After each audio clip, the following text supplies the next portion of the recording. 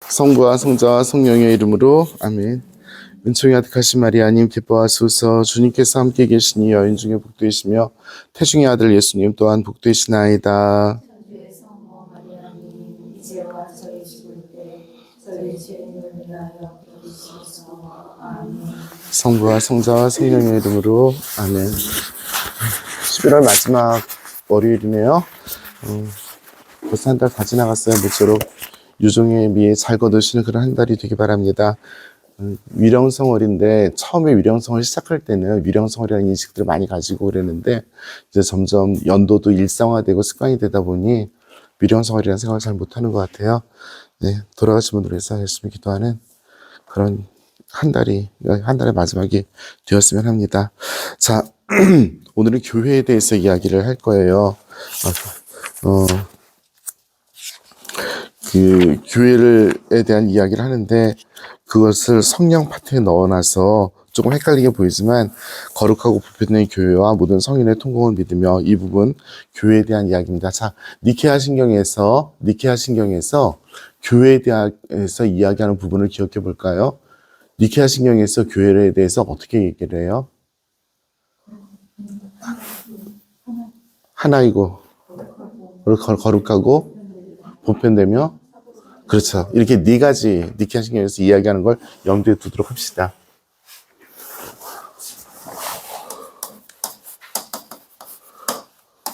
아이고, 잘못 그렸다. 하나이고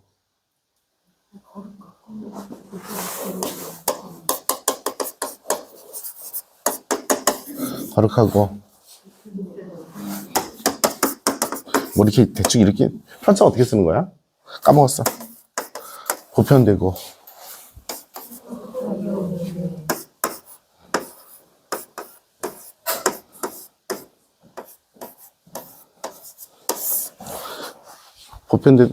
편차가 왜 생각이 갑자기 안 나냐? 돌아버리시겠다. 카톨리코스, 여기서 가톨릭이란 말이 나왔죠?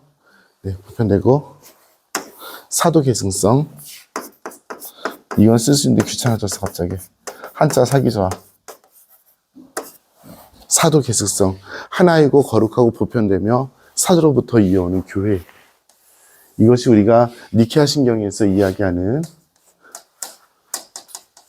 니케아 콘스탄티노플리스 신경에서 이야기하는 네 가지 신앙 고백의 내용입니다. 교회는 하나입니다. 그렇다면 그 교회가 가톨릭 교회냐? 그래요? 가톨릭 교회만이 유일한 교회이고 완전한 교회입니까? 오케이. 저기 우리 대답을 좀 더 찾아보도록 320쪽. 네. 그걸 좀 찾아보도록 하도록 하고요. 교회가 거룩하다. 교회가 거룩해요? 교회 구성원이 거룩하지 않을 수는 있지만 교회는 늘 거룩합니다. 이유는 하나님의 교회의 주인이기 때문에 그래요. 교회는 거룩합니다. 그 구성원이 거룩하게 산다는 확실한 보장 때문이 아니라 하느님께서 계시기 때문에 교회는 거룩합니다. 우리가 거룩해요? 거룩하잖아. 몇 번을 얘기를 해. 안 거룩한 사람 거기서 나가. 우리 거룩해요. 우리 거룩한 사람들이에요. 거룩한 신앙인 성인들의 통곡을 믿으며 할 때 그 성인은 단순하게 죽은 사람만이 성인이 아니라 우리까지 포함해서 성인이에요. 몇 번 말씀드렸죠? 근데 왜 이렇게 더 확신이 없냐? 그러니까 좀 잘 살아봐. 확신이 확 생기지. 우리 거룩한 사람들이고 교회도 거룩합니다. 우리가 완전한 거룩함이 있어서가 아니라 하느님께서 거룩하시기 때문에, 하느님의 교회이기 때문에 그래요. 보편성. 어느 시대나 어느 공간이나 어느 지역이나 누구에게나 하느님의 말씀은 유효한 구원의 진리다. 이것이 보편성입니다. 뭐 또 다른 보편성을 이야기하는 것들은 굉장히 많이 있지만 일단 저는 요거를 꼭 기억해 주시기 바랍니다. 하느님의 말씀, 하느님의 구원의 복음은 어느 시대에 있거나 어느 지역에 있거나 누구에게나 늘 구원의 말씀이다. 그리고 가톨릭 교회는 그 구원의 말씀을 전하는 보편적인 공동체이다. 이것이 보편성이에요. 그래서 가톨릭이라고 얘기할 때 무슨 뜻이니? 보편성, 시간, 공간, 사람. 요것만 일단은 다 외워주세요. 더 있어요. 더 있는데 일단 외워주세요. 그 다음에 사도 계승성. 사도로부터 이어오는 교회다. 사도로부터 이어온다는 게 뭐예요? 사도들께서 알려주신 예수님의 가르침을 믿는 것입니다.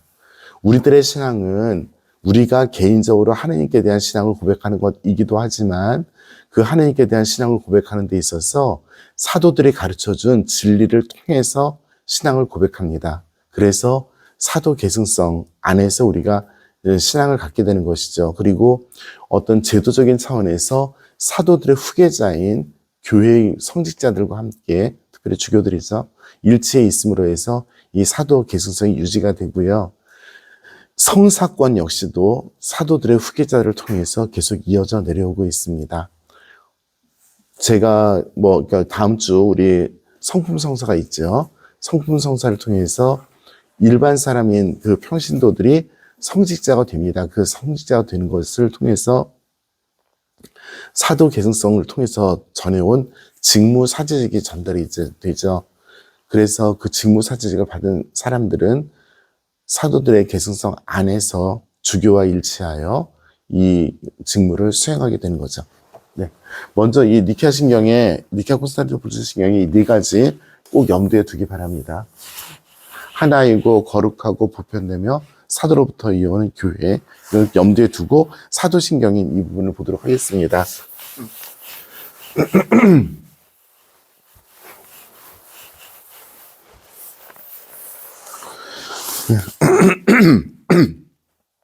하나 더 할게요. 교회에 대해서 하기 전에 제2차 바티칸 공의회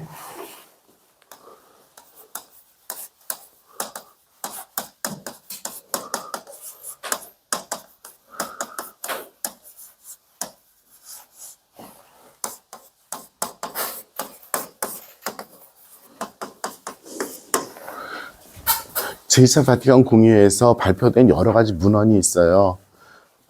그 제2차 바티칸 공의회에서 발표된 문헌은 크게 세 종류입니다.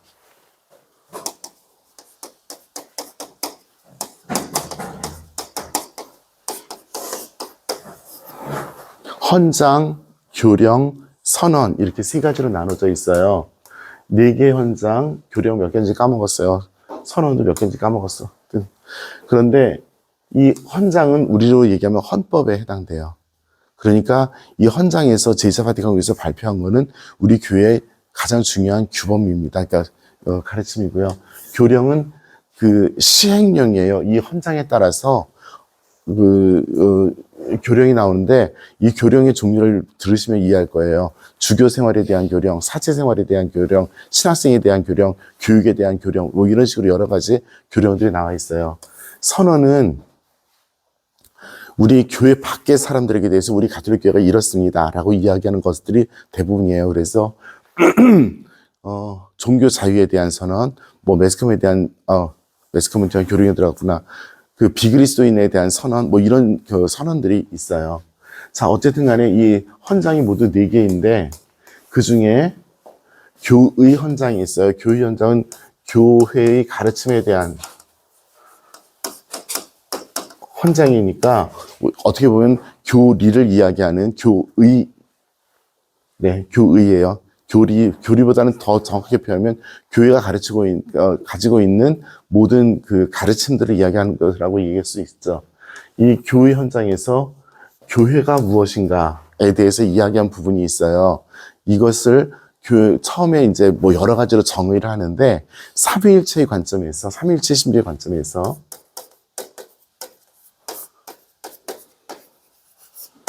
삼위일체의 신비의 관점에서 교회가 무엇인지를 정의하는데 어떤 식으로 정의하냐면 성부와의 관계에서 교회는 무엇이고 성자와의 관계에서 교회는 무엇이고 성령과의 관계에서 교회는 무엇이다 이렇게 표현을 해요. 그래서 성부에게 있어서 교회는 무엇, 성자에게 있어서 교회는 무엇, 성령에게 있어서 교회는 무엇 이렇게 표현을 합니다. 아버지 성부와의 관계에서는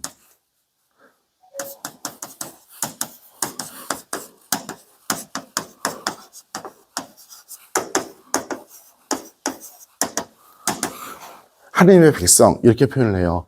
하느님 아버지의 백성. 그래서 거기에 뭐 양떼라든지 포도밭 이런 표상들을 이용을 해서 하느님 아버지께서 구약에서부터 이스라엘 사람들이 이끌어 가셨던 여러 가지 표상들을 설명을 하면서 교회는 하느님 아버지께서 이끌어 가시는 백성이다 라고 일단 얘기를 합니다.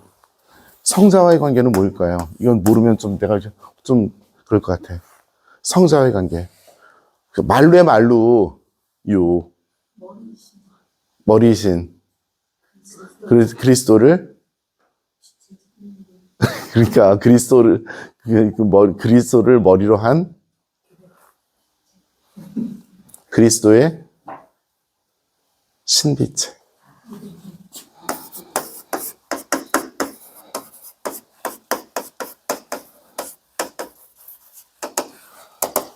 예수 그리스도가 머리이시고 우리는 지체인 그런 표상을 통해서 그리스도의 신비체로 해서 특별히 그 그리스도의 신비체 안에서 여러 가지 사람들이 있고 그 여러 가지 봉사직이 있다는 이야기를 하는 그런 그리스도의 신비체입니다.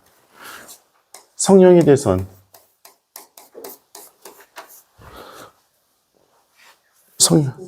성령의 궁전.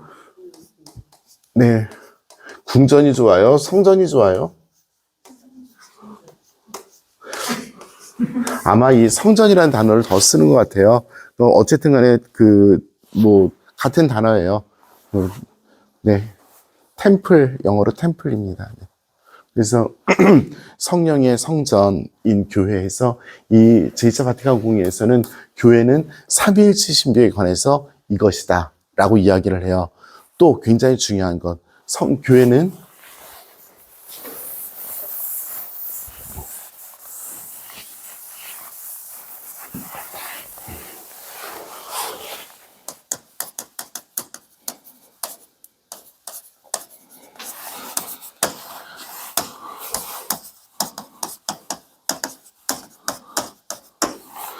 교회는 성사적 구조를 가지고 있다입니다. 성사가 뭐예요? 그렇죠. 표지이고 도구죠.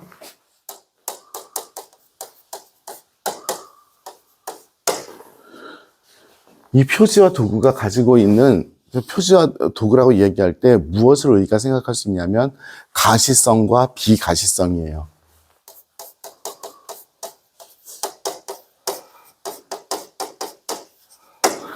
가시성과 비가시성, 볼 수 있는, 볼 수 없는 하느님과 하느님의 은총을 보여주는 것, 이거죠.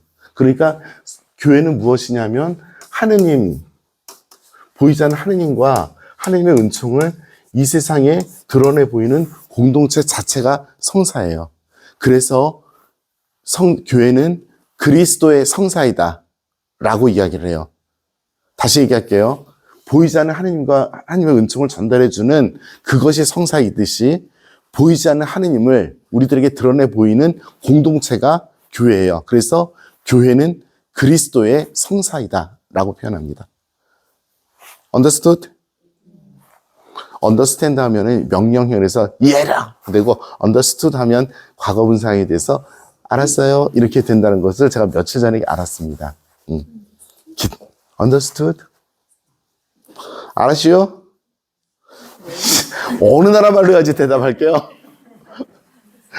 네. 네, 그래서 제가 지금 우리 이 부분을 시작하기 전에 꼭 이거는 기억해 주시기를 간절히 부탁드립니다. 오케이? 네. 이 두 개는 삼위일체에서 성부, 성자, 성령과의 관계, 그 다음에 성사적 구조, 이거는 꼭 기억해 주세요. 이 교리서 다 몰라도, 그러니까 교리서에 나온 교회에 대한 이야기에 다 잊어버리셔도 이거는 꼭 기억해 주시기 바랍니다. 자, 우리는 성사인가요? 너무 쉽죠? 그러니까 확 와닿지 않아? 우리가 성사인가요? 그리스도의? 우리 비전동 공동체가 그리스도의 성사인가요? 진짜로 그래요? 증거 좀 대봐봐. 나 갑자기 손출하는 표정이 이상해. 우리가 그리스도의 성사 맞아요? 자, 사랑하며 삽시다. 분명히 성사예요. 사랑하지 않으면 내가 성사인 것도 몰라.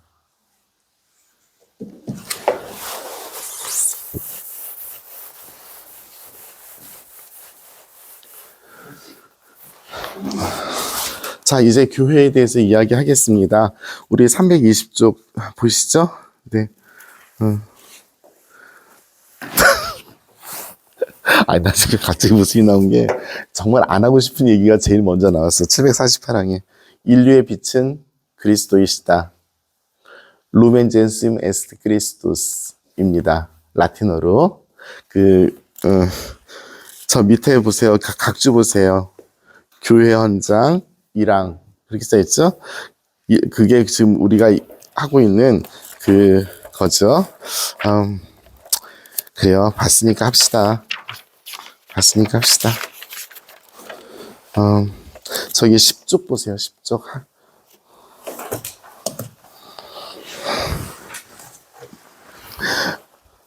제 딸 수녀가 이 새끼 이거 볼 텐데 딸 수녀가 지금 이런 동영상을 봐요. 근데 제발 책 읽을 때 빨리 좀 읽지 말고 거기 읽으라고 지나가지 말래. 지는 책이 없으니까.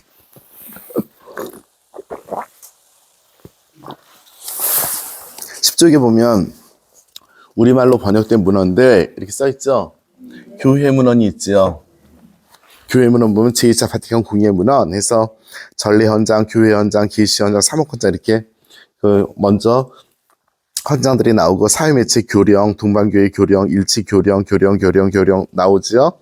그 다음에 끝에 선언 3가지가 나오죠. 그리스도인 교육선언, 비그리스도인 선언, 종교자의 선언 이렇게 3가지가 나오죠. 아까 말씀드렸던 그거예요. 그런데 맨 처음에 나온 전례 현장 보세요. 그는 전례 현장에서 그 괄호치고 라틴어가 나오잖아. 읽어볼 사람. 네.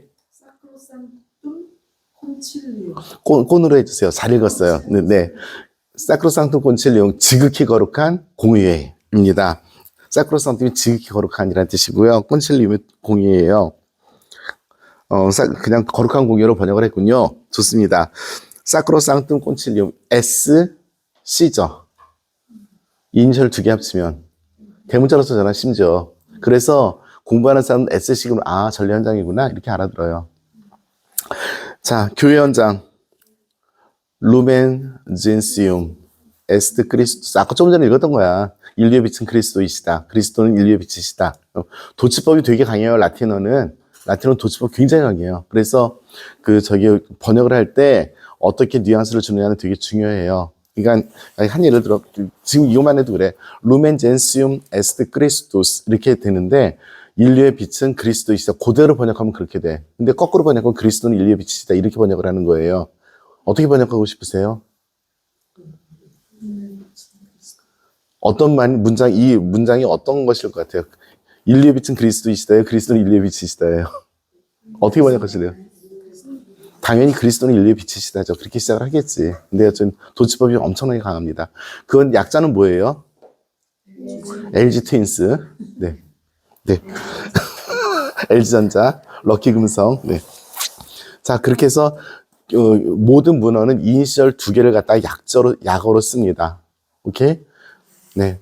프라텔리 뚜띠.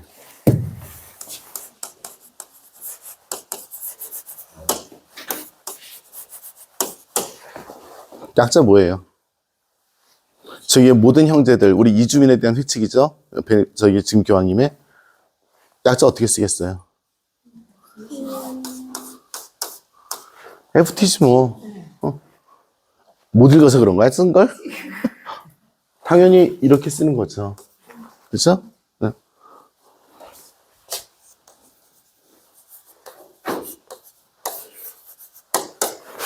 라우다토 시. 참여하여라. L, S.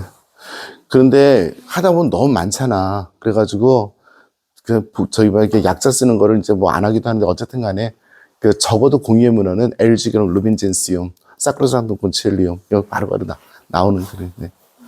계시 현장은 뭐래요? DVD. DV죠? 데이베르고. 그죠? 네. 하느님의 말씀이라는 뜻입니다. 네. 자, 다시 원자리로 가겠습니다. 이거 이니셜 나중에 혹시 교회 문헌들 공부할 때 기분 나쁘게 이것만 나오면 찾아봐야 돼요. 어쩔 수가 없어요. 그래서 이니셜도 쓴다는 거 말씀을 드립니다. 자, 748항 320쪽으로 다시 가겠습니다. 공의의 문헌 교회 헌정의 첫 부분입니다. 인류의 빛은 그리스도이시다. 번역 마음에 안 들어요. 그러므로 성령 안에서 그리스도와 인류의 빛이 그리스도야. 그러므로 성령 안에서 한 자리에 모인 이 거룩한 교회는 어쩌고저쩌고 쑥덕쑥덕한다 라고 이렇게 시작한다고 이야기합니다. 그냥 지나가시고요. 749항 교회에 관한 신조는 그 신조 앞서 있는 성령께 관한 신조에 전적으로 종속되어 있다라고 해서 우리가 성부, 성자, 성령을 믿으며 그 다음에 나머지 것들은 성령의 활동으로 생각해서 성령 편에 넣는다라고 하는 설명이에요. 다시 얘기할게요. 우리가 사도신경에서 보듯이 자 보세요. 그래도 영어로 하면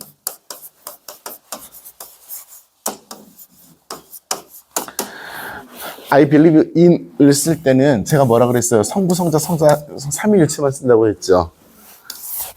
그 나머지 교회라든지 거룩한 부활, 영원한 생명과 세례 할 때는 그냥 그래도만 쓴다 그랬잖아요. 생각나셔요? 그냥 I believe만 쓰는 거예요. 그래서 삼위일체 하나님께 대해서만 I believe in을 집어넣어서 구별을 합니다. 그런데 이 I believe in에서 맨 마지막에 당연히 성령께 대한 신앙 고백이겠죠. I believe in Holy Spirit 이렇게 되겠지. 이 Holy Spirit의 활동 안에서 이런 것들이 있는 거예요. 그래서 이런 것들을 갖다가 성령편에 집어넣겠습니다 하는 것 설명이 749항이에요. 그러니까 우리는 그냥 지나가면 되는 거죠. 어쨌든 간에 지금부터 나오는 나머지 신앙 고백의 조문들은 성령편에서 다루겠습니다 라고 하는 설명이 749항이에요. 오케이? 하나도 안 중요해요. 지나가요. 자, 751항. 그 750항은 조금 전에 말씀 다 드렸습니다. 321쪽 네 번째 줄 보면은 라틴어로 써있는 거 보면 하나님께 대해서는 인이 없는 거, 교회에 대해서는 인이 없는 거 구별하실 수 있을 거예요. 오케이? 예, 751항. 교회, 라틴어 에클레시아, 그리스도, 엑칼레인. 엑하면 우리 영어로 X, 뭐뭐로부터 이 뜻이에요. 엑칼레인, 콜 하면 되겠죠? 비슷하죠? 안 비슷? 조금 비슷? 네. 엑칼레인 에서 나와서 불러 모음, 빡빡 밑줄.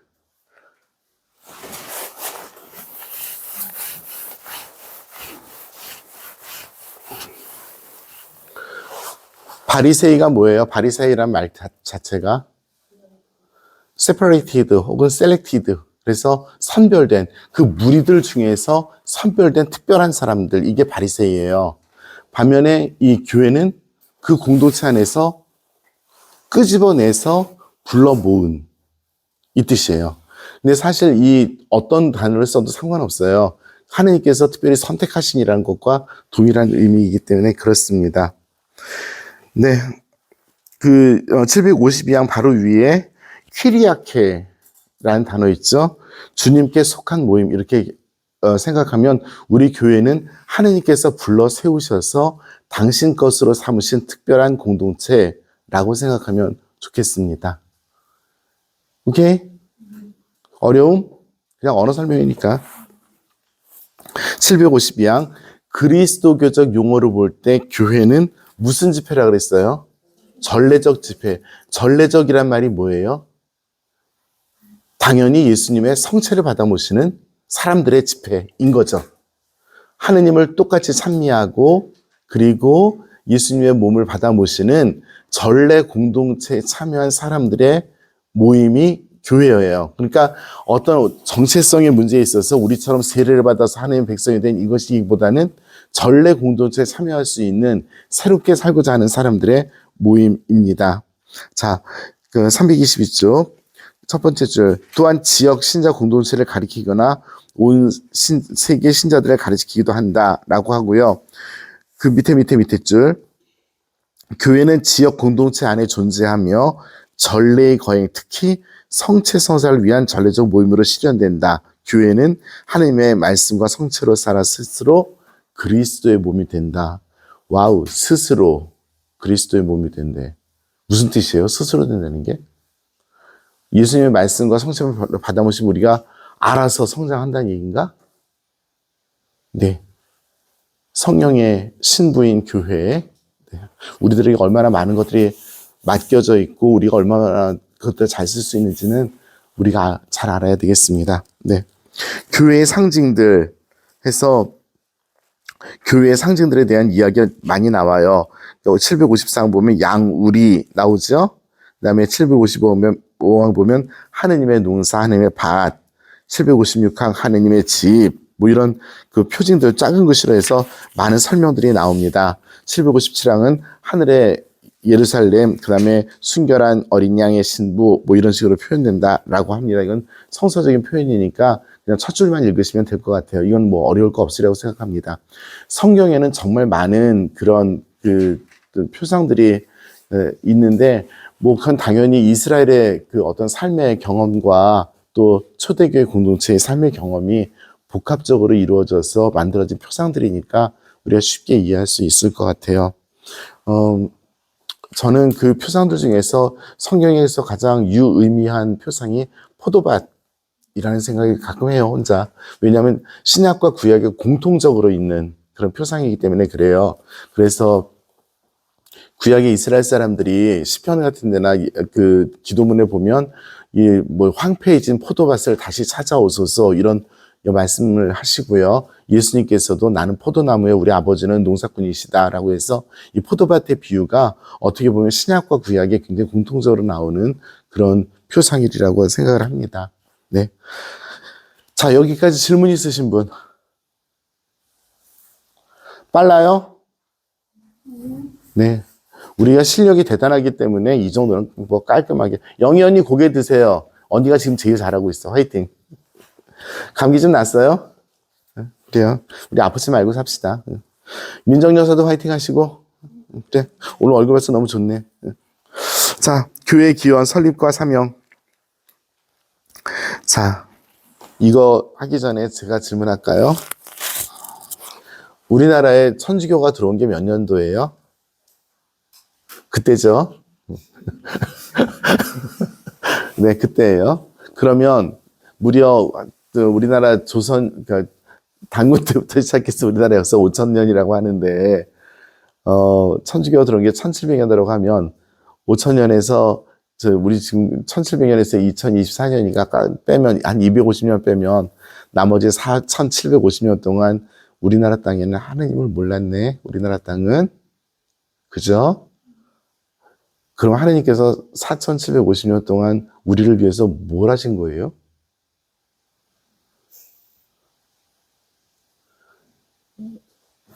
그죠?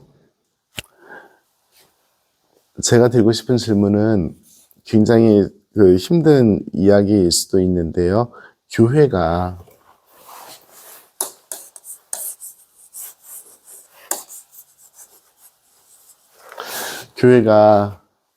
이 세상에 역사 안에서 가현된 것은 사실 2000년 전이에요. 그죠?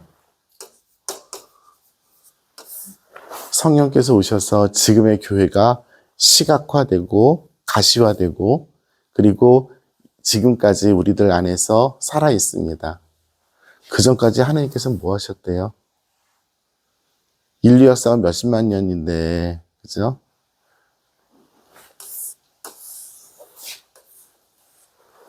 어떻게 보면은 무한으로 갈 수도 있는 이 수많은 시간 동안 하나님께서는 무엇을 하셨대요?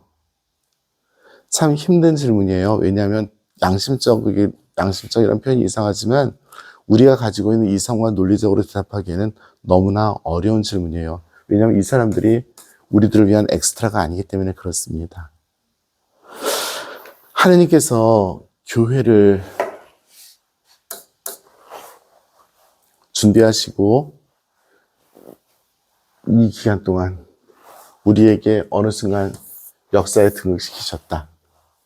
우리 이렇게 이야기합니다. 그죠? 한국 교회에서도 마찬가지 이 수많은 몇천 년 동안의 역사, 뭐 인류 역사에 비하면 훨씬 짧지만 이 부분에 대해서 우리가 정말 고민을 안 할 수가 없어요. 신비 안에 감추어진 하느님의 구원 계획 안에서 이 교회를 준비했던 시간이라고 이야기를 합니다. 그리고 하나님께서 그 준비의 과정에서 우리들에게 무엇인가 계속 알려주시고 계셨던 그런 시간이기도 하고요. 결정적으로는 이것이 하나님의 뜻을 알아듣지 못했던 시간입니다. 그래서 제가 꺾기표를 쳤어요. 왜냐면 여기까지, 그다음부터는 내가, 하나님께서 하셨으니까.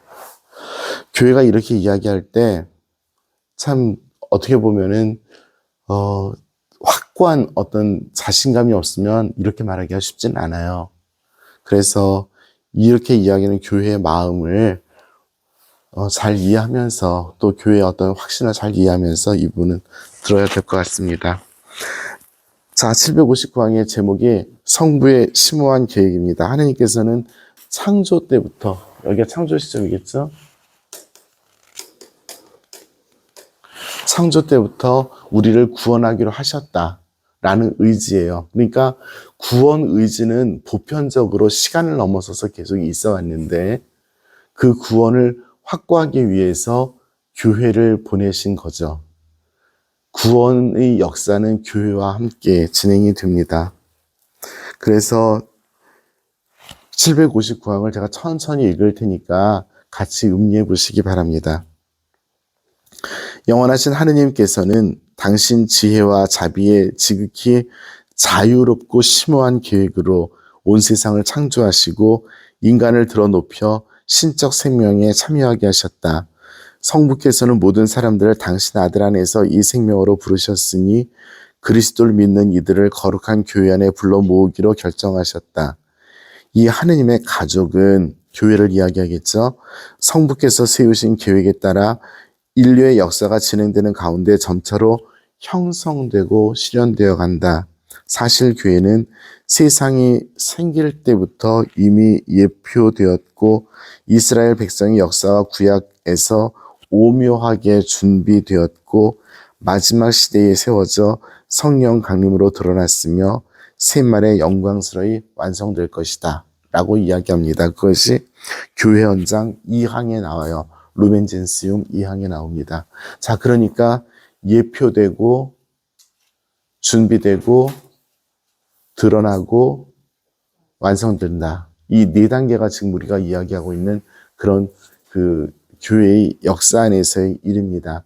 교회가 어떻게 기원되었고 어떻게 이 역사를 살아가는지에 대한 이야기예요. 자, 760항. 큰 차이 없습니다. 초기 그리스도인들은 세상은 교회를 위해 창조되었다라고 말합니다. 교회는 세상을 위하여 창조되었다. 세상은 교회를 위하여 창조되었다.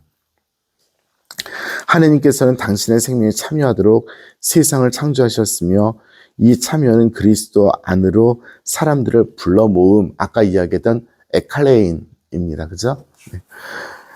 실현되는데 이 불러 모음이 바로 교회이다.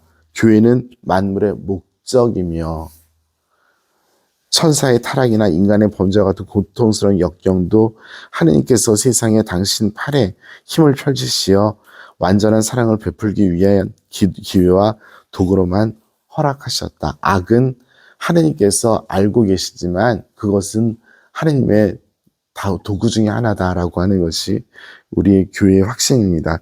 그 밑에 각주들이 있는데 153번 보세요. 헤르마스 목자. 우리 가톨릭 교회에 남아있는 그 가장 오래된 문헌 중에 하나가 이 헤르마스의 목자입니다. 네. 그 다음에 디다케, 사도전승 이런 몇 권의 책들이 정말 가장 오래된 문헌들이에요. 네. 초대교회 공동체는 이렇게 믿고 있었던 거죠. 그리고 그 믿음 우리들에게. 왜냐하면 이 초대교회 공동체가 살았을 때 세상과 다른 것을 느끼는 거죠. 그리고 우리가 정말 세상을 위해서 무엇을 해야 되는지에 대해서 생각했을 때 교회는 세상을 구원해야 될 의무가 있다는 것이 이렇게 멋진 표현들로서 남아있는 게 되겠습니다. 761항 구약에서 준비된 교회, 우리가 다 알고 있는 교리 이야기입니다. 아담의 원죄, 그 다음에 762장이 아담의 원죄의 이야기고요. 762장이 아브라함 이야기입니다. 그리고 아브라함부터 시작해서 이스라엘 역사를 꿰뚫는 이야기인데 아주 짧게 돼 있죠. 구약성경 전체가 이거 한 항에 다 들어가 있습니다. 우리가 다 알고 있다고 전제를 하고 이렇게 짧게 쓰셨는지는 모르겠으나 조금 더 저는 이 부분을 조금 더 많이 설명했으면 하는 아쉬움이 개인적으로 있어요. 구약의 역사를 갖다가 우리 교리서에서 조금 더 길게 다루었으면 하는데 구약성경 전체를 이렇게 10줄도 안 되는 거를 이렇게 해버리셔가지고 사실 조금 저는 개인적으로 약간 난감할 때가 있습니다. 네, 그건 제 개인 생각이고요. 네. 자, 그 다음에 이제 예수님의 시대, 우리에게 너무나 익숙한 어떻게 보면 예수님의 시대의 교회 이야기입니다. 예수님께서는 파견되셨다는 것부터 시작합니다. 그래서 763항 그냥 옆에다 파견 쓰세요. 예수님의 파견. 이 세상에 오셨어요. 그리고 선포하셨고 가르치셨습니다. 764항에서 327쪽 첫 번째 줄, 작은 양 때 예수님께서 바로 그들의 목자이시다. 그들은 예수님의 참 가족을 이룬다. 라고 해서 예수님의 삶의 방식, 거기다 행동 양식이라고 표현되는데요. 예수님의 행동 방식에 참여했던 제자 공동체를 통해서 교회를 준비시키는 이야기를 시작을 하십니다. 그리고 예수님의 제자 공동체 안에 특별히 사도 공동체가 생기게 되죠. 765항입니다. 사도 공동체가 어떠한 역할을 했는지 특별히 그 표상들 중에서 12표상, 12라는 숫자를 통해서 이스라엘의 12지파가 있듯이 신약에도 새로운 12사도가 있어서 그분들이 교회의 반석이 되는, 그러니까 주춧돌이 되는 그러한 이야기를 하고 계십니다. 힘들죠? 자.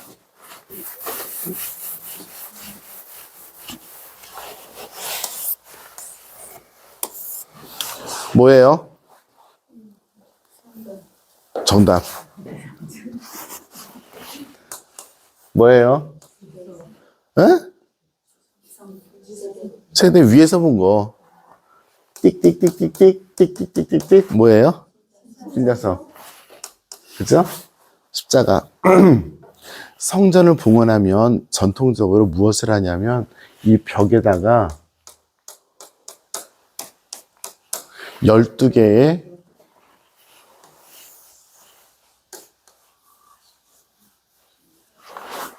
이런 걸 매달아 놔요. 벽에다가 돌이라든지 쇠라든지 해가지고 주교는 제대로에다 기름칠을 떡칠하시고 나신 다음에 다니시면서 여기다 다 기름칠을 하셔요.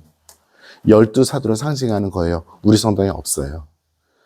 내가 속이 상하는 것 중에 하나가 그거야. 봉헌식 할 때 그거 하게 돼 있는데 우리 성당에 까먹었나 봐. 지금 늦었지. 그런데 요즘 보니까 전례를 잘 하시니까 저보다 더 응용이 강하시겠지만 이게 12개가 아닌 성당이 너무 많은 거야. 교회는 12사도의 신앙 고백 위에 세워졌다는 걸 표시하는 건데, 그죠? 예수님의 그 제자들이 이게 너무 없어요. 나는 모 성당에서 봉헌식을 준비했던 때 12개 돌을 갖다가 다 구워놨다? 미리 구워놓고 붙이려는 순간 인사말령 나서 거기다 두고 왔는데 다음 신부들이 맹하고 아직도 봉헌식 못했어. 뭔지 모르는 거예요. 그리고 와 멋있다 이러고 끝나고 명동성당 가보세요. 12개 붙어 있어요. 벽에. 보셨어요? 십자가 일 아니에요. 그러니까. 붙어 있는 건 봤는데 12개인지. 네, 간혹 붙어 있는 곳에서 세보세요. 12개가 정답이에요. 어떤 경우는 좀 적게 붙이고 막 이러더라고. 뭔지 모르려서 그런 건데 12개입니다. 우리 성당 파고 붙일까요? 그래서 중요히 와서 떡칠 한번 하라 그럴까? 되게 아쉬워요, 이게. 30년 전이면 또 충분히 이런 거에 대해서 많이 알고 있었던 시절인데 왜 그걸 까드셨는지 굉장히 아쉬워요.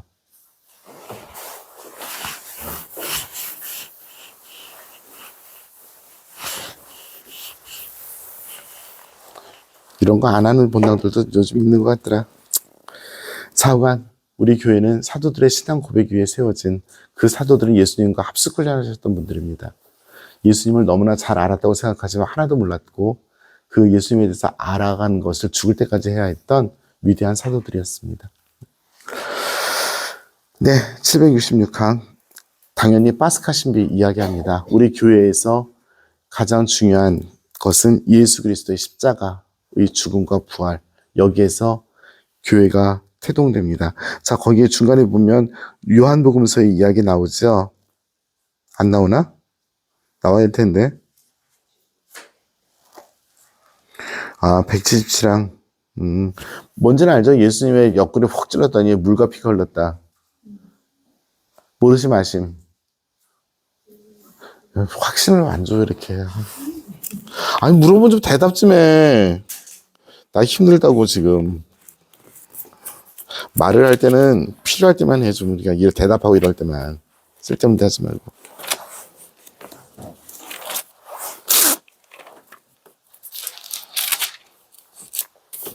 요한복음 19장, 19장. 34절.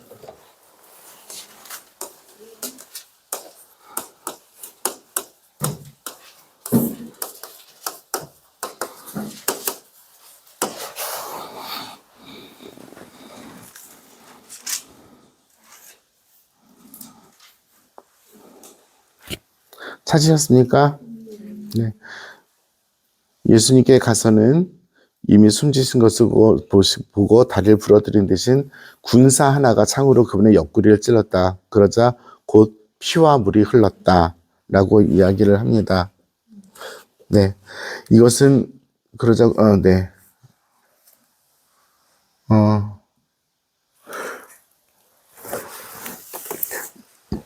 제가 주석 성경에 있는 거 읽어드릴게요. 주석 성경에 있는 주 피와 물이 흘러나왔다는 우선 자연적인 현상으로 설명될 수 있다.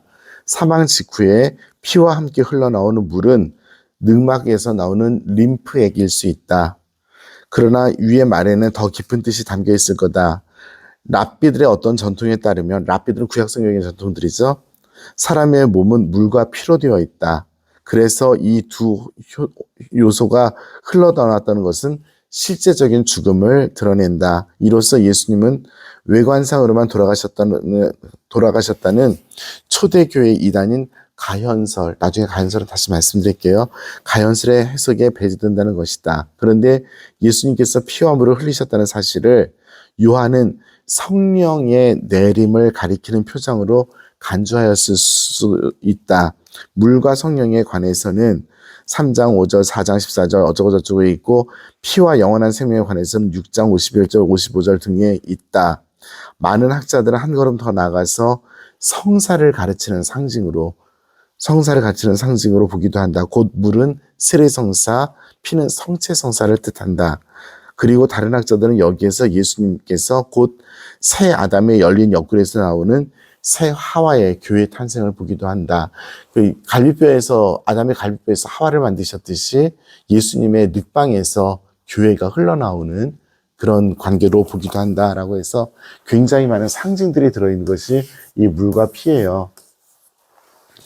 그래서 우리가 그냥 쉽게 세례성사, 성체성사 하면서 교회 이렇게 얘기하는데 이런 복잡한 설명이 있습니다. 어쨌든 분명한 것은 예수님께서 십자가에 달리셔서 죽으심으로써 그리고 부활하심으로써 구원이 무엇인지를 알려주셨고 그 구원을 얻기 위해서 당신을 통하지 않으면 안 된다는 그것을 알려주신 것이 바로 이 교회의 표상이다라고 이야기할 수 있습니다. 네, 그런 얘기들이 766항에 있습니다. 자, 이제 767항 성령을 통하여 나타난 교회는 당연히 성령 강림에 대한 이야기죠. 그래서 우리가 잘 알고 있는 사도행전 2장의 이야기를 우리가 보면 알 수 있을 거예요. 사도행전 2장에 보면 내용을 다 아실 거라고 생각하니까 제자들이 다락방에서 모여 있을 때 그때 이미 마티아 사도가 뽑혀 있는 상태였죠. 마티아 사도가 뽑혀 있는 상태에서 교회 안에 성령께서 내려오시고 그리고 그 성령을 받아서 각자 다른 나라 말로 선포하게 되었다라는 것이 사도행전의 이야기입니다. 자, 확인해 보겠습니다. 사도행전 2장을 펴세요.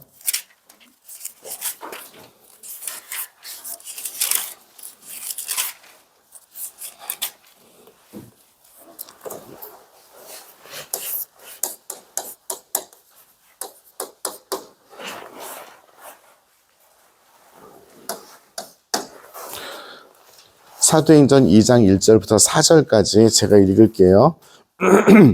오순절이 되었을 때 그들은 모두 한 자리에 모여 있었다. 그런데 갑자기 하늘에서 거센 바람이 부는 듯한 소리가 나더니 그들이 앉아있는 온 집안을 가득 채웠다. 그리고 불꽃 모양의 혀들이 나타나 갈라지면서 각 사람 위에 내려앉았다. 그러자 그들은 모두 성령으로 가득 차 성령께서 표현의 능력을 주시는 대로 다른 언어들로 말하기 시작하였다. 이것이 성령 강림을 알리는 그런 이야기입니다. 여러 언어가 어느 나라 말인가? 그런 구절해 보세요. 파르티아 사람, 메디아 사람, 엘람 사람, 또 메소포타미아와 유다와 카파도키아와 폰토스, 아시아, 프리기아, 팜필리아, 이집트, 키레네, 부근의 리비아, 그리고 로마 사람, 그리고 유다인들, 크레타 사람, 아라비아 사람들 이렇게 해서 지역들의 이름이 나와 있어요. 왜 나와 있을까요? 사도행전이 쓰였을 때는 여기 이런 지역들에 하나님 말씀이 선포되었던 거죠. 그래서 이분들이 정말 그 여러 언어로 이야기를 하게 되는, 실제로 여러 언어일 수도 있고 여러 지역에 파견됐을 수도 있고요. 중요한 것은 성령의 능력을 받아서 교회 공동체가 생겨났고 그 교회 공동체는 제일 먼저 어떤 것을 사명으로 받았냐면 선교, 파견이었습니다. 교회는 그래서 끊임없이 본질적으로 선교적이다 라고 이야기를 해요. 지난번에 제가 성부께서는 성자를 파견하시고, 기억나세요? 네. 성부와 성령께서는, 성부와 성자께서는 성령을 파견하시고, 성령께서는 교회를 파견하셨다 라고 말씀을, 처음 들은 얘기? 처음 들은? 네. 다시 해요.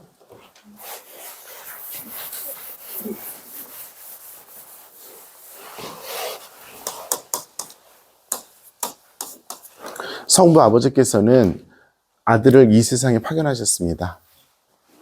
부활하신 성부와 성자께서는 성령을 지금 요한복음 사도행전 2장과 같이 이 세상에 파견하셔서 교회를 만드셨고요. 성령께서는 다시 교회를 이 세상에 파견하셨습니다.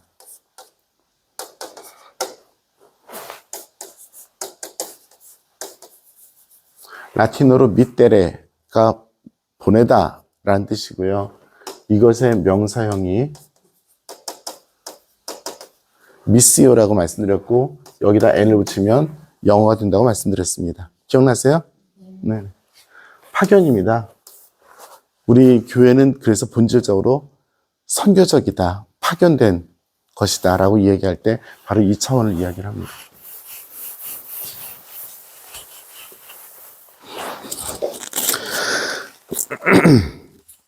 (769왕) 영광 중에 나타날 교회. 우리 그리스도왕 대축일 지냈죠. 그래서 그것을 생각하면서 들으면 이해가 될 겁니다. 교회는 그리스도께서 영광스럽게 다시 오실 때 비로소 천상 영광 안에서 완성될 것이다. 그날까지 교회는 세상의 박해를 견디고 하느님의 위로를 받으며 자신의 순례길을 걸어간다 라고 이야기를 합니다. 그것이 그 189항 밑에 보시면 교회 헌장 2항에 나와 있어요. 교회 헌장 앞머리에 다 그렇게 계속해서 이렇게 그 교회가 어떤 것인지 본성에 대해서 이야기를 하고 있습니다. 사실 조금 우리가 조금 더 이렇게 능력이 있다면 교회 헌장 앞부분을 읽는 것도 굉장히 좋은 일이에요. 그래서 교회가 무엇인지에 대해서 이야기하는 그 부분을 읽는다면 이 교리서 수준을 좀 넘어설 수 있을 텐데 하는 생각이 들어요. 기회가 되시면 그 교회 현장 앞부분 제가 이따가 몇 장까지 이제 몇 항까지인지 알려드릴 테니까 기회가 되시면 읽어보시기 바랍니다. 이북으로도 읽을 수 있어요. 저희 주교회 사이트로 들어가면. 그래서 읽어보시고 이해할 수 있는 만큼 이해하시면 하는 부탁입니다. 네, 일단 여기까지 그 교회와 성령, 그 교회의 기원에 대한 이야기를 했고요. 자, 이제 교회의 신비에 대해서 몇 가지 교리서를 가지고 이야기를 하도록 하겠습니다. 사실은 이 교회의 신비는 그냥 단어 하나만 정확하게 이해하면 다 설명이 되는 것입니다. 무엇이냐면 성사예요.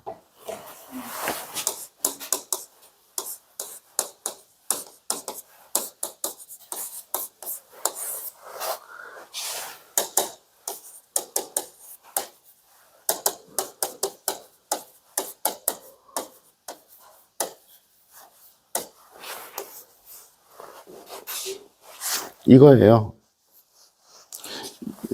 이 교리서는 그냥 집에 가서 읽으시고요. 제가 요거를 설명을 드리도록 하겠습니다.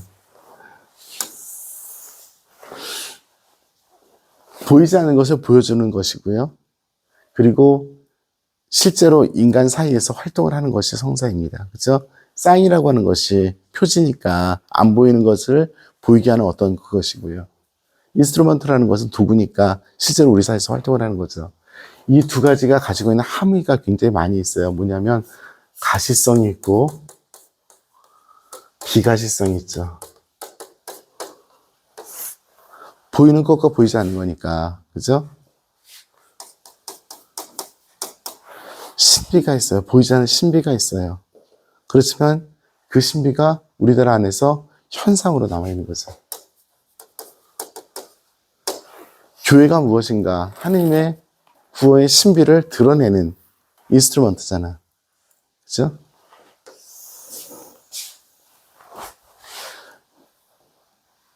하느님의 내적인 관계가 있어요. 예를 들어서 삼위일체 신비가 있어요.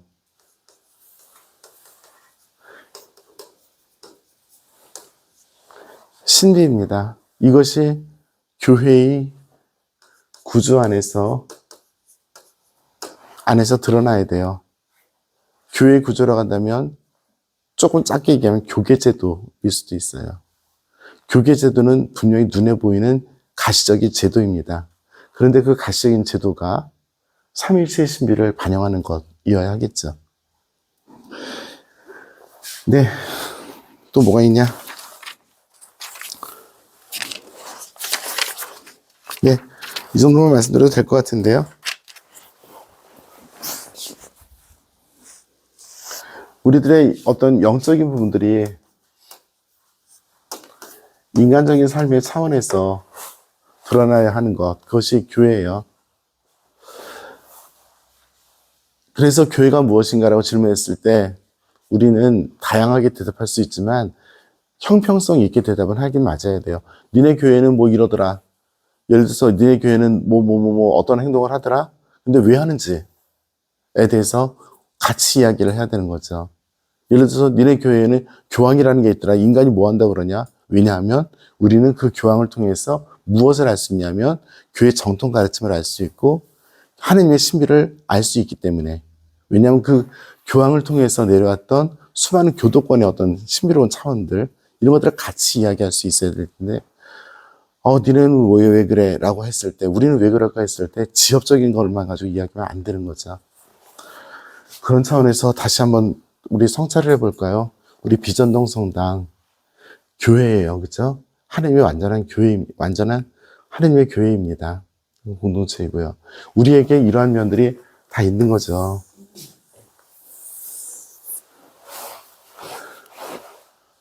교회에서 거행되는 수많은 전례들은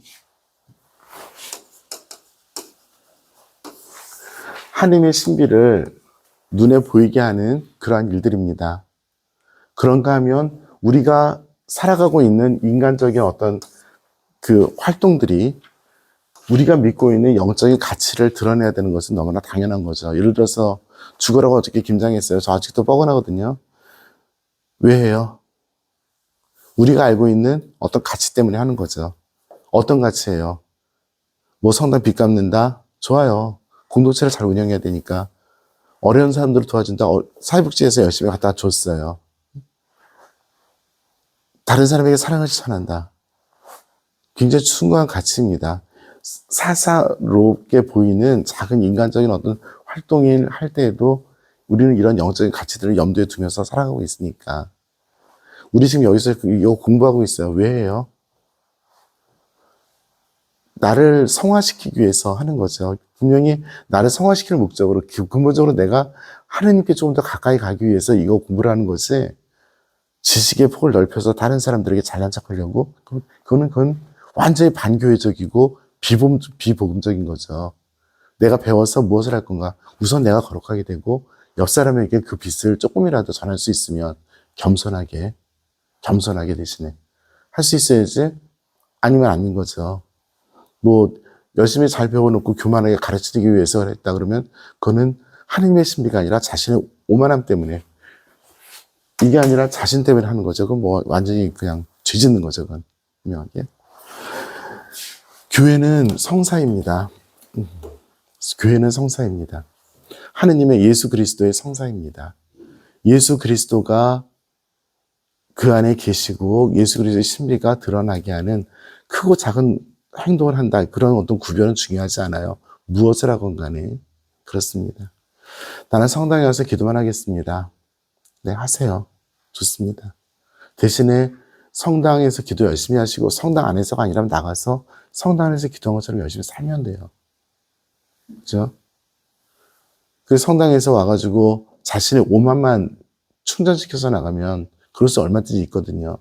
신나게 다른 사람 단죄하고 나는 저 사람들과 달라요라고 얘기하고 바리새인 기도처럼 그럴 수도 있어요. 저도 그렇게 했었으니까 지금도 할 때도 있을 거고요, 분명히. 그리고 막 판단하고 그러면 안 되는 거죠. 그래서 오히려 하느님 안에서 하느님께서 우리들에게 개인에게 또 공동체에게 주시는 그 신비가 무엇인지를 탐구해내요. 그래서 묵상하고 기도할 때 맨날 청원기도만 하지 말고 하느님의 뜻을 알아듣기 위한 묵상을 제대로 하는 건 중요하겠죠. 어쨌든 간에 그러한 것들이 우리 교회 공동체에 필요하고요. 제가 신앙의 새로운 열정을 이야기할 때 뭘 알아야지 열정을 갖지. 그래서 알자고요. 그리고 분명하게 잘하면 열정은 안 생길 수가 없어요. 너무 좋으니까. 그죠?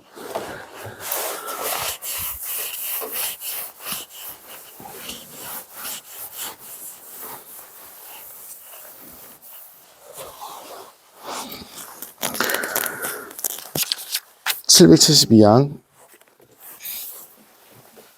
인간과 하늘의 결합의 신비인 교회. 멋있죠? 네.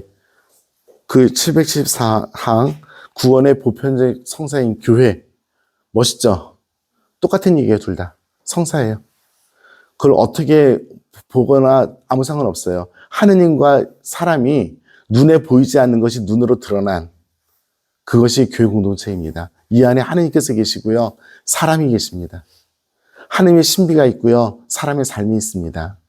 하느님의 사랑이 있고요. 그 사랑을 닮아가려는 인간의 노력이 있습니다. 그것이 교회입니다. 그것이 아니고 다른 것은 교회일 수가 없어요. 그것과 반대되는 것을 우리는 잔인하게 얘기하면 죄라고 표현하고 좀 더 잔인하게 얘기하면 악이라고 표현합니다. 예수님께서 말씀하셨던 가라지 비유가 그런 거죠. 큰 밭에 밀도 있고 가라지도 있어요. 한 가라지도 있고 두 가라지도 있고 세 가라지도 있어요. 하지만 그것이 교회의 본질을 구성하지 않습니다. 교회 안에 악도 있고 죄도 있고 이상한 뭐 저까지 포함해서 있어요. 하지만 절대 교회의 본질은 아닙니다. 그리고 그 사람들이 교회의 본질을 흐트릴 수 없습니다. 왜냐하면 하느님의 교회이기 때문에 그래요. 그러니까 성당에서 어쩌고저쩌고 뭐 말하지 말고 내가 가라지가 안 되게 하면 돼요. 응? 자, 777.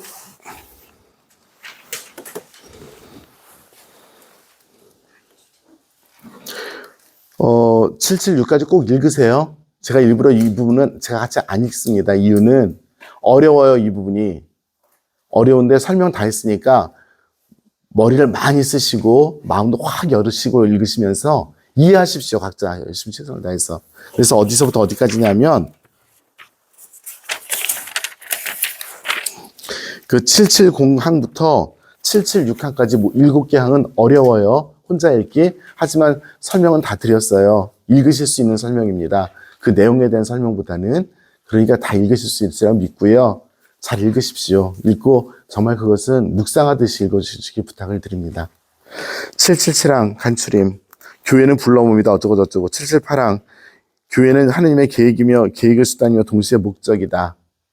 아까 말씀드렸죠. 준비 그리고 교회를 해서 세상이 창조된 777, 779. 교회는 가시적이고 동시에 영적이며 교계적 사회이며 그리스도의 신비체이다.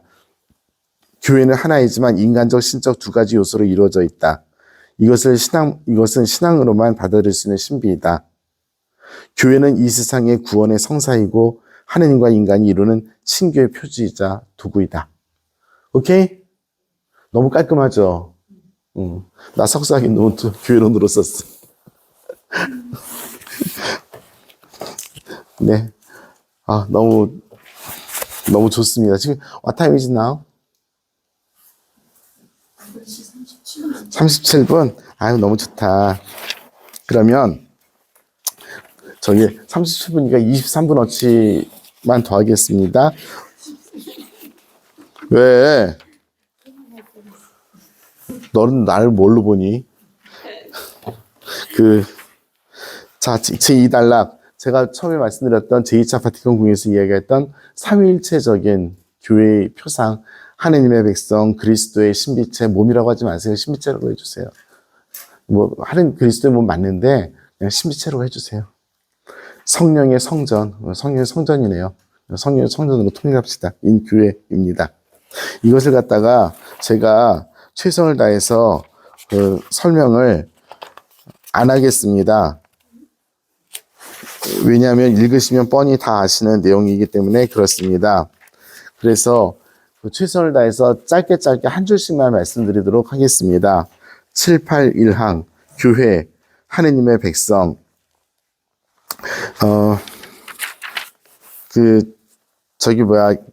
781항은 구세사 그러니까 인류사 교회를 어떻게 준비하셨는지에 대한 이야기로서 구약 성경을 참고하십시오. 782항. 자, 요거는 조금 우리가 읽고 지나가겠습니다. 하느님의 백성은 역사를 통해 나타난 종교적, 민족적, 정치적, 문화적 여러 집단들과 분명히 구별되는 성격을 가지고 있다. 그래서 우리 하느님의 백성의 교회는 인간의 어떤 곳에도 속하지 않은 교회라는 것을 이야기합니다. 혈연이나 지역이나 학연이나 이런 것과 무관합니다. 그들은 하느님의 백성이다. 하느님께서는 본래 어느 민족에도 속하지 않으신 분입니다. 그래서 민족이 아닙니다. 육체적인 출생으로 이 백성이 이런이 되는 것이 아니라 물과 성령으로 태어나야 됩니다. 자연스럽게 유전적으로 전이되는 것이 아닙니다. 이 백성의 우두머리는 오로지 예수 그리스도 한 분뿐이십니다. 그리고 그분께 기름을 붓는 분은 하느님이신 성령이십니다. 즉 영적인 공동체입니다. 이 백성의 그 신분은 하느님의 자녀의 품위와 자유를 지니며 성령께서 마치 성전에 계시듯 그들의 마음 안에 머무르시는 그런 곳이 바로 하느님의 백성입니다. 이 백성은 그리스도께서 우리를 사랑하신 것처럼 사랑해야 한다는 세 계명의 법을 지키고 있습니다. 이 백성의 사명은 빛과 소금이 되는 것입니다. 마지막으로 이 백성은 영원히 살아갈 것입니다. 영원 안에서 완성될 것입니다. 오케이? 안 오케이? 빨리 오케이. 오케이. 오케이 한 표 나왔습니다. OC에서 나왔습니다. OC. 오케이니까. 네. 지금 제가 오케이라고 해서 다그치는 게 무모한 짓인지 알아요. 이거 무슨 짓으로 한 번에 그냥 오케이를 하겠냐. 근데 너무 깔끔하게 잘 정리되어 있어요. 그래서 우리들의 신원이 무엇이냐. 인간적인 신원이 아니라 성령을 통해서 세례성사를 그리고 그리스도의 가르침을 가슴에 새기고 교회 공동체 안에서 다른 사람 사랑하고 영원한 생명을 지향하는 이렇게 정리하면 쉽겠죠. 네. 이렇게 쉽게 말하면 되는데 왜 쉽게 안 하느냐. 교리서에 안 쉽게 써 있어. 내 잘못이 아니야. 네. 그래도 한번 교리서가 이렇게 구별해 놓은 거 보면 좋죠. 네.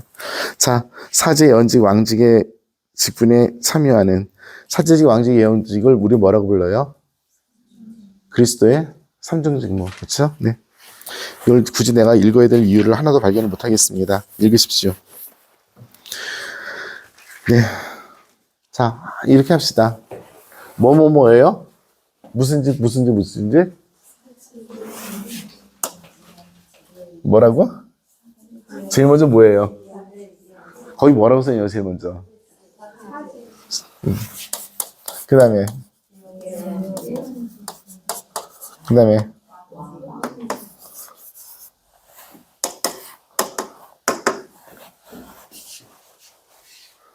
교회가 가진 직무 세 가지가 여기서 나오죠.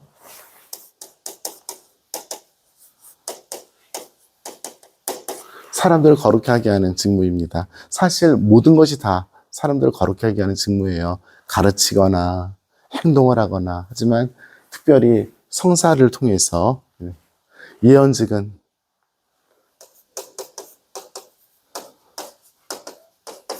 가르치는 직무입니다. 진리가 무엇인지를 알려주는. 왕직은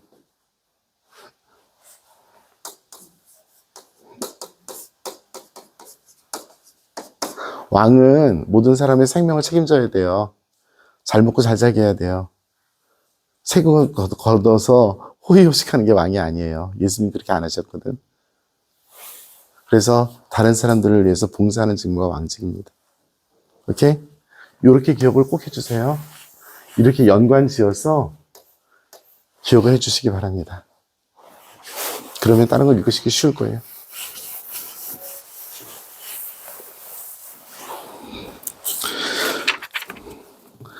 하기 싫어졌어. 그만할래. 딴 것보다도 목이 너무 아파. 네. 그리스도의 몸 교회, 337쪽의 교회 그리스도의 몸 다음 시간에 하도록 하겠습니다. 굳이 예수를 시키고 싶지는 않은데 정할 거 없으면 그 코린토 신자들에게 보내신 편지 12장 읽고 오세요. 정할 거 없으면 읽으라는 거 아니에요. 정할 거 없으면 읽으세요.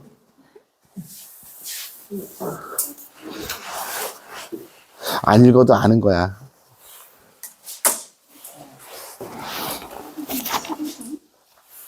네.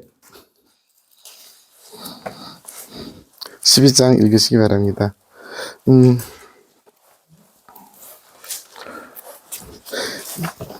이 교리서를 구성을 하면서 그 정말 최고의 권위자들이 얼마나 많이 생각을 하고 엮었겠습니까? 이 교리서를. 근데 일반 사람들이 읽기에는 사실 조금 어려운 부분이 있을 수 있어요.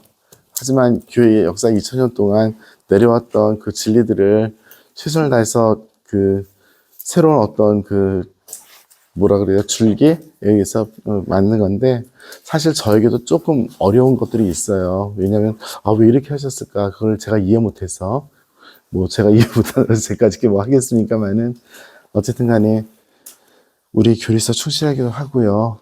지금 1편에서 정신을 못 차리고 있는데, 진도 못 나가고, 1편이 어려워요. 1편 지나고 나서 그다음부터는 굉장히 쉬울 거예요. 왜냐하면 그러니까 교리라는 게 머리 쓰는 게 아니라 우리가 알고 있는 삶의 이야기들이기 때문에. 그래서 지금 1편 굉장히 오랫동안 힘들게 하시고 계신데 기운 내시고 네, 열심히 해보도록 합시다. 하실 말씀 있으신 분? 네. 잠깐. 예수님 몸에서 나온 물과 피. 예수님의 인성과 신성으로 그렇게 하기도 하는 사람들이 있어요. 근데 한동안 그것도 했어요. 저도 배웠고. 근데 인성과 신성이 물과 피로 어떻게 표현이 될 거냐. 너무 인위적이다. 라는 이론들이 많이 강해진 거예요. 그 물과 피는 어차피 사람 눈에 보이는 것인데 어떤 걸 신성이라고 이야기할 수 있을까? 우리 쉽게 얘기해서 성태성사하고 직결해서 바로 그걸 신성이라고 얘기를 했었거든요. 근데 너무 이거는 좀 도식적으로 도식화시켰다라고 하는 의견들이 있어서 교리서에서 빠진 것 같아요. 그런 해석들이 있었습니다. 교회 안에서 신학교에서 가르쳤던 가르침들 중에서 옛날에 있었어요. 네. 그러면 오늘 아까 앞에서 배웠던 피는 성대성사, 네, 물은 세례성사. 상징한다라고 초대교회에서부터 해석을 했어요. 그걸 우리들에게 전해준 겁니다. 네. 더 편할 수 있어요. 네. 저희 글라라 자매님 하실 말씀 있었어요? 네. 교회 연장? 제가 그 장을 갖다가 몇 항까지 읽으실지 이따 저기 가서 책을 보고 확인하고 단톡에다 올려드릴게요. 그래서 그 앞부분은 그 이론 부분이니까 저 읽으시면 안 쉬워요. 교회 연장 공예문은 글 안 쉬워요. 그리고 옛날에 되게 어렵게 쓰셔가지고 조금 버벅거리고 또 저희가 공예문헌을 한 번 번역을 했었어요. 근데 너무 말이 어렵게 돼서 다시 한번 번역을 했어요. 그래서 성경도 뭐 1년에 한 번씩 번역해야 한다고 그러시는 분 있는데 헌장, 공예문헌들도 그렇게 번역해야 한다고 말씀하시는 분들이 있어요. 근데 어쨌든 간에 그냥 알려는 드리겠습니다만 미리 말씀드리는데 제가 잘난 척하는 건 절대 아니고요. 쉽지는 않아요. 근데 열심히 읽어주시기 바랍니다. 네. 네. 이따 알면 바로 알려드리도록 할게요. 예, 그만 마실까요? 성부와 성자와 성령의 이름으로 영광이 성부와 성자와 성령께 성부와 성자와 성령의 이름으로 아멘.